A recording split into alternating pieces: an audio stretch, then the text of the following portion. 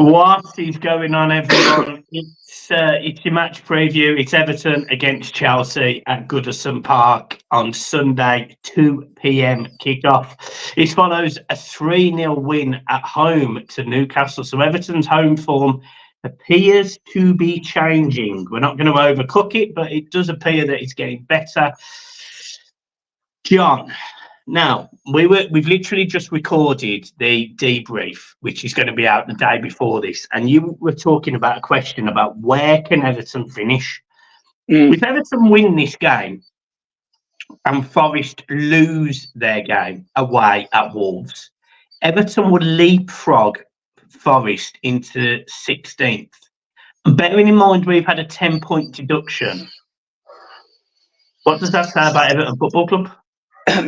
Excuse me. Well, for anyone who's had a 10 points deduction like we did at this stage in the season, and to already be out of the relegation zone, speaks volumes for me. Speaks volumes for the players buying into Dyche's ideas. Speaks volumes for the unity that it's brought between the fans, the club, the players, the management.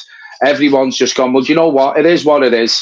Let's see what we can do. Let's get out of it. Let's not dwell on it. I know the fans are, and we have our reasons for it, but the players aren't, and the management aren't, and it's credit to Sean Dyche, Michael. So where can we finish? Listen, we'd be above Chelsea now without that 10-point deduction. We'd be 10th in the league. We spoke at the beginning of the season. We always do like a season review or what have you, and I think we agreed that Everton would probably finish mid-table, 10th, 11th, 12th. Without the points deduction, we're there already. You know, so I don't want to get ahead of myself and say, well, we would have been challenging for Europe, because listen, there's some good teams up there, you know. West Ham are up there. So I don't want to say we would have been challenged for Europe, but we definitely wouldn't have been talking about relegation like we have been. Definitely not. But, you know, and even if we don't get any points back, still don't think we get relegated, because as we said before on the other video, Michael, them 3 teams that are below us now, they're probably the ones to go with, no disrespect. But we are where we are, aren't we? You know, and we spoke about this and where we expected to finish. We're there. We should be there now. So obviously we'd be looking up more than down. Could we have finished higher than mid-table with this squad of players and the way they're playing? Yeah, we could. Or we could have done. I don't disagree at all. I think it's really difficult because it's hard to gauge, isn't it, because of the 10-point deduction? It is hard to gauge, and it's also a case of my only thing that I wanted this season was to stay up. That was it. I wasn't bothered about anything else, just stay up. So I never set a target in terms of position. But you know, Sean Dyche, we've got a tough game this weekend, right? And I think we were then away at Burnley, which is a game that Everton, with their away form, will fancy their chances in. We then have Fulham at home, and then I'm pretty sure it's Man City and Tottenham. Tottenham's on the 23rd of December. Yeah, and then Man City. And then we've got City's the 27th, City. Yeah. So you're looking at a run of fixtures that are not necessarily easy. They're not easy. But these are games that Sean Dyche sort of gets up for. You know, he gets this Everton team going, and you know, I am confident we can get something this weekend against a Chelsea side that looks completely lacklustre at times. They're going up against a side that's just beat a very decent Newcastle team 3-0. Yes, there was injuries, but their 11 was still, you know, challenging PSG 2 weeks ago or 10 days ago. So they're no mucks. I honestly think Everton can still finish 13th or 14th, and that's including a 10-point deduction. That's I still think Everton can finish mid-table, and that is so testament to Sean Dyche and the job that he's done with these players. And you go into this Chelsea game now, John, and maybe 3 or 4 weeks ago with our home form, you would have gone, oh, I'd love to get a point. I'm expecting 3. I don't know about you, but I'm expecting us to beat Chelsea. Well, as I said earlier, I thought Newcastle, again, sorry for being negative as an Everton fan. I didn't expect us to get anything last night, to be fair, especially because of our home form. But we get 3 points last night, and I did say I expected us to get something against Chelsea on Sunday before last night's game. I expect us now to get 6 points out of these 2 games at home, because we put a performance in like that last night. We created enough chances at against Man United. All right, went a bit flat after the wonder goal from Garnacho. Chelsea are out of sorts, as you said. They look devoid of ideas. It's only, you've got to watch Sterling, but the crowds are going to be up for it after last night's performance. And if we can turn our home form around and sort of get it on a par with our away form, totally agree with you. We could still finish 12th, 13th, 14th. If we get any points back, God knows where we can finish. As you said there, we're just one place out the relegation zone now. Palace are struggling. Forest are struggling. Wolves can be hit and miss. Bournemouth have found a bit of form, but I don't see that continuing.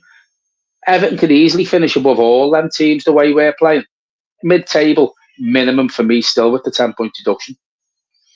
Yeah, I completely agree. And we go into this Chelsea game, and there's certain players that put in performances last night in weird positions that it makes it difficult for players to come back in. I mean, I know we're going to talk about, I'm going to talk about Ashley Young a little bit there, and obviously it looked like Coleman picked up a bit of a knock, but I thought he was really good in that middle there. He still had the legs, he had the energy, and the big thing that I noticed, he had the brain. He had the brain. He could think like a 38-year-old. And I'm not saying he should start in the middle against Chelsea. If James Garner is fit, he should start. But at least we've got more questions to ask in this squad now. It doesn't look as threadbare as it used to. Well, we've got good players to bring off the bench as well now. We've got players who can come on and make a difference, i.e. Beto did it last night. Patterson come on for Coleman. He threw Young in the middle because Garner went down with the illness at the last minute.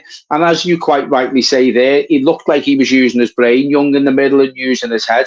That's probably why Dyche persists on using him all the time, for that bit of experience, whether it be at right back or in the middle.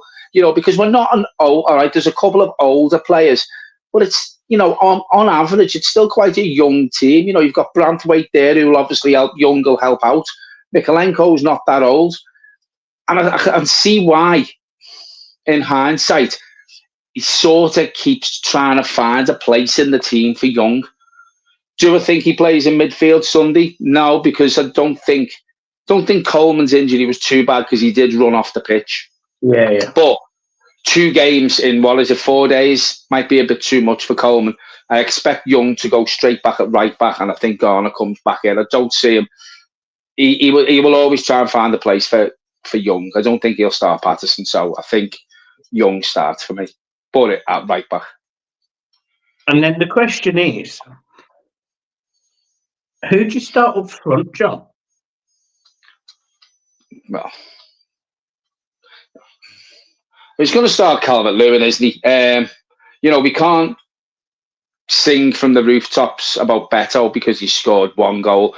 Because before that goal last night, he hasn't been brilliant, has he? He hasn't been playing where we should sit there and think he should be starting. Beto should be starting, because he hasn't done that great, has he? But as we said before, that goal last night will give him the world of confidence. I do think he starts Calvert-Lewin, but I think the goal will help Beto last night. But I do still think he starts Calvert-Lewin. Yeah, and I agree with you. I'm just playing devil's advocate, because obviously Calvert-Lewin. But it's good to have that option. Exactly. Calvert-Lewin missed a sitter last night, and Beto has to shrug off a defender and carry the ball 50 yards and still scores. So, I mean, yeah. I wouldn't be fussed if he started Beto, to be fair. But I do think he starts Calvert-Lewin. Yeah, I agree. And I think Calvert-Lewin played well last night. From what I've seen, I think he played well. He just couldn't put the ball in, didn't it? He's not an out-and-out striker for me, Calvert-Lewin, because as we said before, Michael, again, our opinions, I don't think Calvert-Lewin scores that chance Beto has. He's not that good one-on-one with the keeper, Calvert-Lewin, in my opinion. But again, it's options, But what I will say, what you've just said there, I thought Calvert-Lewin did hold the ball up well last night. He won a lot more headers than what he has been lately. He looks fitter, he looks hungrier, and again, we've spoke about this. That's credit to Dijkstad because he didn't rush him back. He bided his time with him. He got him through the injury nightmare that he had. I know he went off last week or the week before, was it, with an injury, or he didn't play last week, whatever it was. But he's been out for 1 or 2 games, Michael. Whereas as soon as yourself, Calvert-Lewin goes down or there's an injury, it could be 3 months before we see him again. So he's getting managed well. Credit to the manager, and also credit to Calvert-Lewin because it looks like he's keeping himself fit. He's enjoying his football and he's putting a shift in every week he plays. Yeah. I think it's important to talk about Chelsea. They have been hit and miss this season, to say the least. I think some fans are already turning on Pochettino.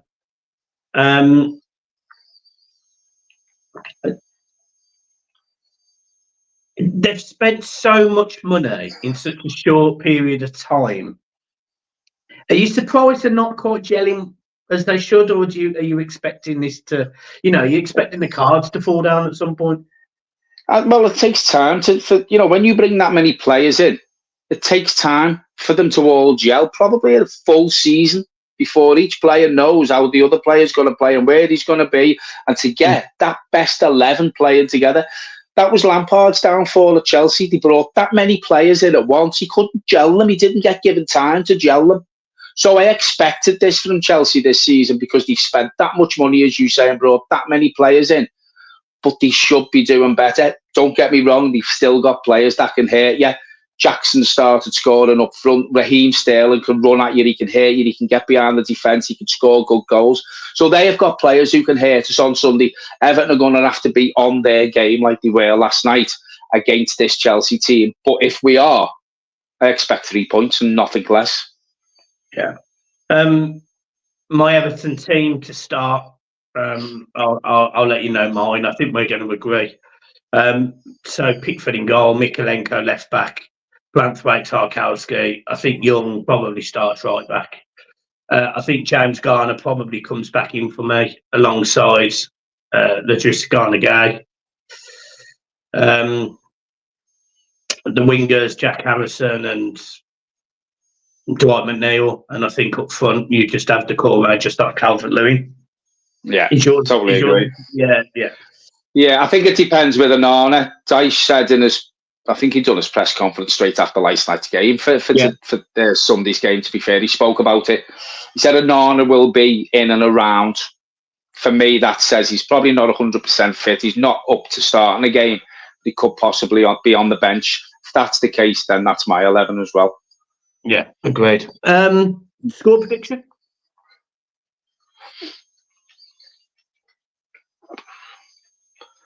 2-1 or 3-1 Everton. I'm going to go for 3-1 Everton. They conceded goals, I'm going 2-0 Everton. Yeah. And I know we didn't concede last night, but I'm never, ever 100% that Everton won't concede. Do you know what I mean? You want to know an interesting stat, John? You might not know this. On. Everton have conceded the same amount of goals as Aston Villa. Oh, yeah. How many have we scored though? 16 less than Villa. Yeah. So and look where Villa are in the league, and that's why, because they've got goal scorers, haven't they? And when you look at Everton, I know we had 3 different goal scorers last night, but we're relying on the likes of Dwight McNeil a lot more now. Because again, I'll say it again, we haven't got that out-and-out striker. An out-and-out striker puts that ball in last night that Calvert-Lewin missed. Probably being a bit harsh on Calvert-Lewin, but fact of the matter is he's a centre-forward. He's there to score chances like that, and he ballooned it. He ballooned it. So the goals are getting spread around the team, and I think we have to do that. And I think when you look at Villa, most weeks they're having the same sort of goal scorers, aren't they? Yeah. Whereas ours, Bailey's come in, he's scored a few. It's no surprise, that stat. No surprise whatsoever. But when you talk about how many goals we've conceded, for me, that's down, especially to Branthwaite and Tarkowski and the partnership they're building. Yeah. There you go. So we don't give Chelsea a prayer. We're the famous EFC. We'll fuck And you we up. will. Yeah. Love it. We love it. We love it. You're not there Sunday, are you? No, I'm not. Fucking part-time. I can't even come and see his best mate on his birthday. Unbelievable, Jeff. Hey, honestly, I hope you have a fantastic birthday. I really do. I hope Everton win, obviously. But I hope you have a fantastic birthday. And just to remind everyone how old John is, John's going to be 59 years old. I tell you what, if I am, I look good for it. 49, you've added 10 on. 59 years old. He's going to get organised on my 50th trip for next year. I will. And obviously, if you see John around the place, whether it be in by the Segura or in the Spoons or by the Hub or in the fan zone, just make sure you buy him a double vodka and Coke, please. No, you'll know it's me because I'll have me fucking big badge on. Happy birthday. Yeah. And me hat. And my sash. Guys, we're leaving it there. That's your match preview, Everton against Chelsea. Make sure you hit the like and subscribe button. Keep smiling, and up the top is it's a good feeling. It's a good feeling being a Blue at the minute. Good time to be alive. Yeah. Unlike you after Sunday. Cheers, folks. Right, see you later.